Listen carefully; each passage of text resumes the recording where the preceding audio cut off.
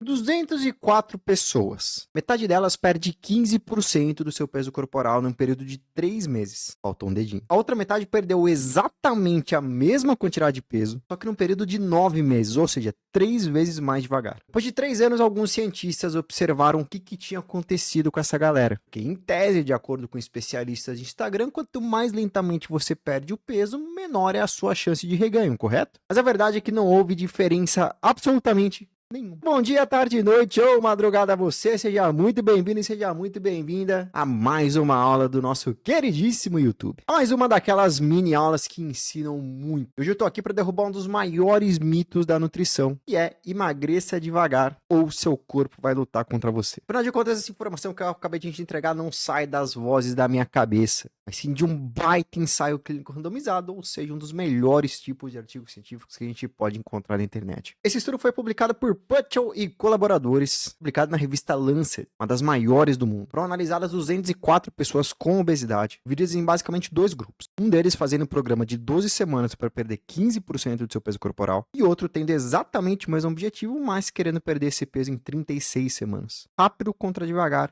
precisamente no mesmo estudo. E aqui eu vou compartilhar com vocês dois dados, pessoal. Primeiro, sobre como aconteceu esse reganho de peso depois que toda essa galera fez o acompanhamento. E depois um dado que muito pouca gente comenta sobre esse estudo aqui, que é sobre quem de fato conseguiu terminar o tratamento para perda de peso. Depois dessa fase da perda de peso que eles tiveram, basicamente houve um acompanhamento por 144 semanas. A gente está falando de praticamente 3 anos de acompanhamento. E o resultado foi o seguinte, pessoal. O grupo que perdeu o peso de uma forma mais gradativa, mais lenta, demorou 3 vezes mais para perder aquela quantidade de peso, ganha aqui de aproximadamente 71% do seu peso corporal. Já o grupo que perdeu o peso de forma rápida teve um reganho de peso de 70% do peso corporal. A gente está falando de basicamente uma margem de erro, cara. Quando eles analisaram todo mundo que entrou no estudo, incluindo quem desistiu lá no meio do caminho, os dois grupos bateram exatamente o mesmo número. Foi de basicamente 76% de reganho. Ou seja, aquela crença de que perder peso de maneira rápida vai fazer com que você obrigatoriamente tenha mais reganho de peso corporal quando comparado a uma perda de peso lenta,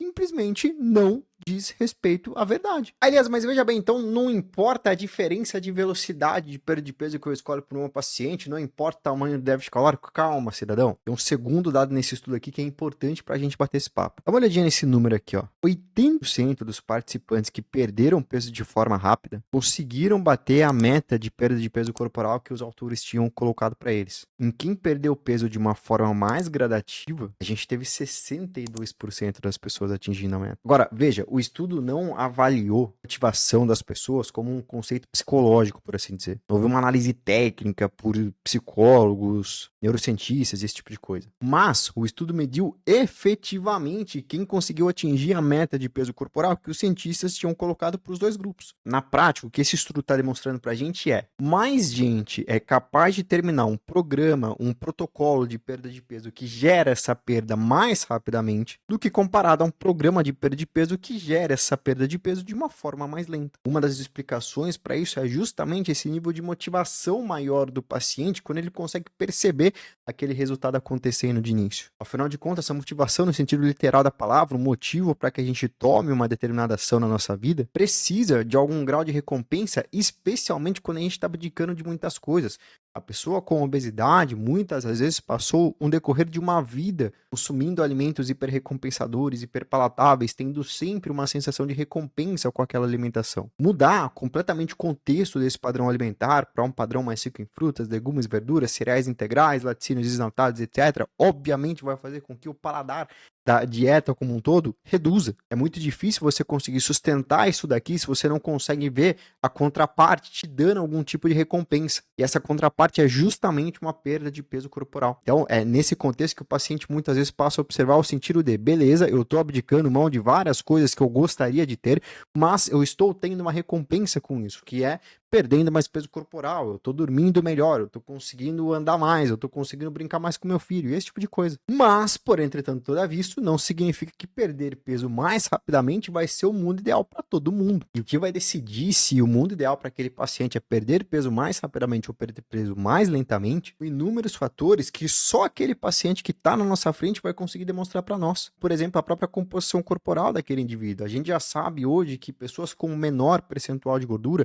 correm mais risco de perder uma quantidade elevada de massa muscular, uma vez que eles não têm mais tanta gordura a ser perdida. Então, se aquele déficit calórico está muito agressivo, aquele paciente pode acabar tendo um prejuízo nos seus níveis de massa muscular. Ao mesmo tempo, pode acontecer também, considerando que o estudo é sempre uma média, eu mostro uma foto de pessoas para a gente, pode acontecer de um paciente acabar tendo tanta dificuldade com uma dieta mais restrita, caloricamente mais baixa, que mesmo que aquele indivíduo supostamente tivesse uma vantagem motivacional de perder peso mais rapidamente, ele não está conseguindo sustentar aquela dieta. Então, aquele cara pode sim se beneficiar de uma dieta com uma quantidade de calorias maior, mas ao mesmo tempo que vai facilitar a adesão dele ao planejamento alimentar, permitindo então com que ele tenha um melhor sucesso no médio e longo prazo. Na EB Academy eu tenho uma aula falando sobre tudo isso que a gente conversou hoje, como a gente escolhe o tamanho de um déficit calórico para o nosso paciente, para quem é aquele déficit calórico, se é para um paciente com maior percentual de gordura, menor percentual de gordura, como escolher a magnitude desse déficit. Essa é uma aula da nossa plataforma, da denominada EB Academy, que está em fase de pré-lançamento. O link está aqui na nossa descrição.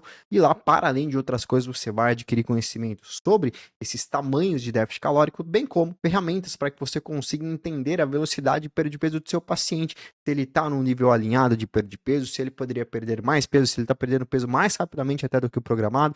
A gente também tem ferramentas como essa que estão em fase de produção da EB Academy. Então, se você gosta desse tipo de conteúdo, não deixa de se inscrever aqui embaixo, cidadão. Tenho certeza que você vai gostar e muito do que vai chegar por aí. E por hoje, era isso que eu tinha para compartilhar com você. Eu espero que eu tenha te ajudado e se você gostou desse vídeo, por gentileza, like no vídeo, se inscreva no canal e também ative o sininho para não perder mais nenhuma notificação, porque tem bastante coisa boa chegando por aí. Tamo junto, até breve e fui!